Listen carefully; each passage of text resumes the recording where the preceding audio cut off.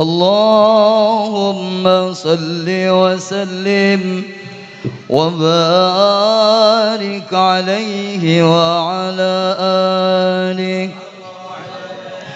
وحين برز صلى الله عليه وسلم من بطن أمه برز رافعا طرفه إلى السماء مؤميا بذلك الرفع إلى أن له شرفا على مجده والسماء صلى الله عليه. وكان وقت مولد سيد الكونين من الشهور شهر ربيع الأول ومن الأيام يوم الاثنين صلى الله عليه. وموضع ولادته وقبره بالحرمين صلى الله عليه. وقد ورد أنه صلى الله عليه وسلم ولد مختونا مكحولا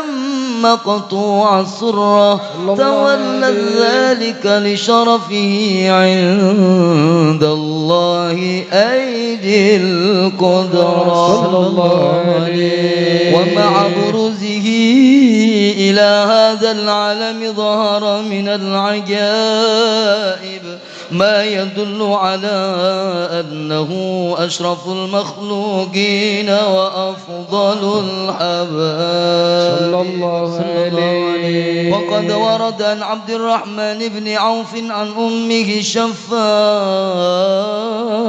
رضي الله عنهما قالت لما ولدت آمنة رضي الله عنها رسول الله صلى الله عليه وسلم وقع على يدي فاستهل فسمعت قائلا يقول رحمك الله أو رحمك ربك صلى الله عليه. قالت الشفاء فأضاء له ما بين المشرق والمغرب حتى نظرت إلى بعض كسور الروم قالت ثم ألبسته وأضجعته فلم أنشب أن غشيتني ظلمة ورعب وقشعريرة عن يميني فسمعت قائلا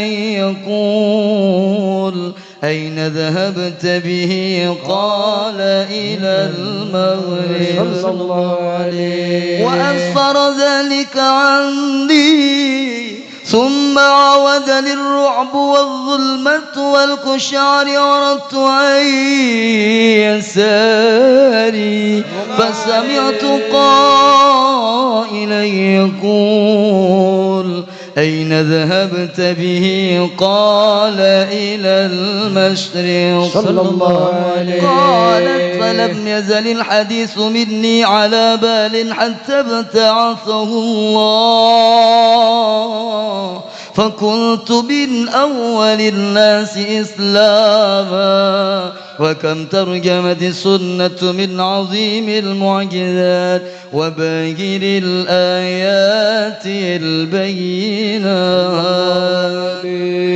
بما يقضي بعظيم شرفه عند مولاه وأن عين عنايته في كل حين ترعاه وأنه الهادي إلى الصراط المستقيم. اللهم صل وسلم أشرف الصلاة والتسليم على سيدنا ونبينا محمد الرؤوف الرحيم. اللهم صل وسلم وبارك عليه. اللهم صل وسلم وبارك عليه وعلى آله.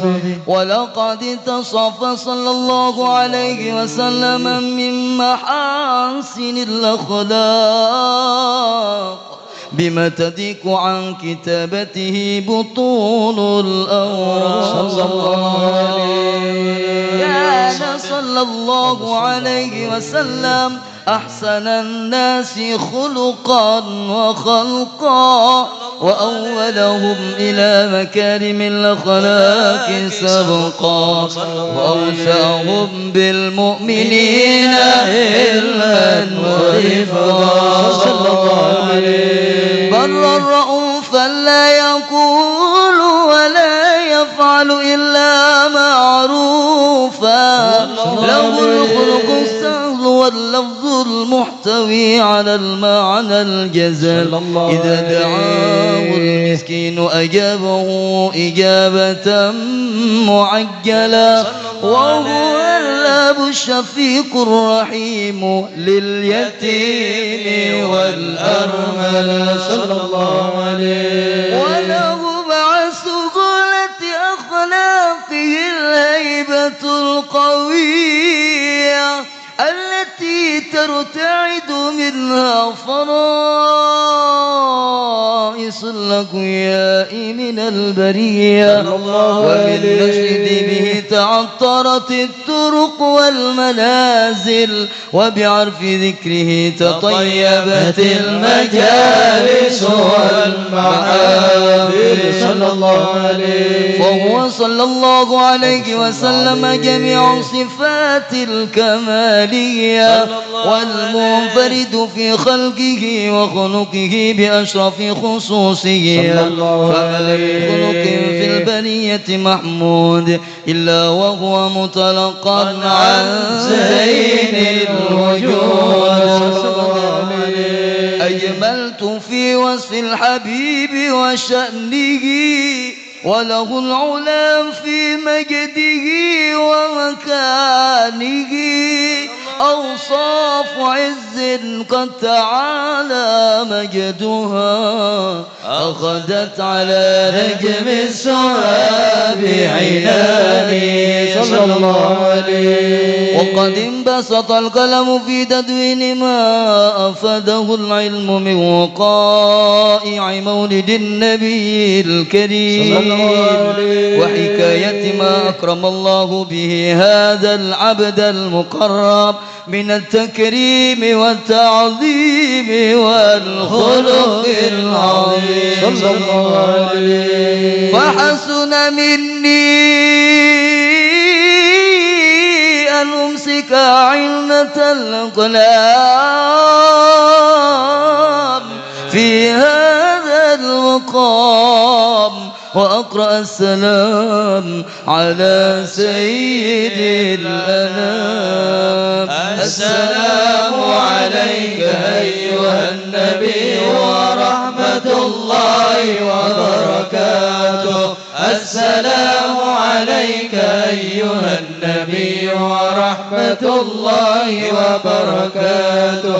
السلام عليك أيها النبي ورحمة الله وبركاته. وبذلك يحسن الختم كما يحسن التقديم فعليه أفضل الصلاة والتسليم. اللهم صل وسلم أشرف الصلاة والتسليم على سيدنا ونبينا محمد الرؤوف الرحيم. اللهم صل وسلم وبارك عليه.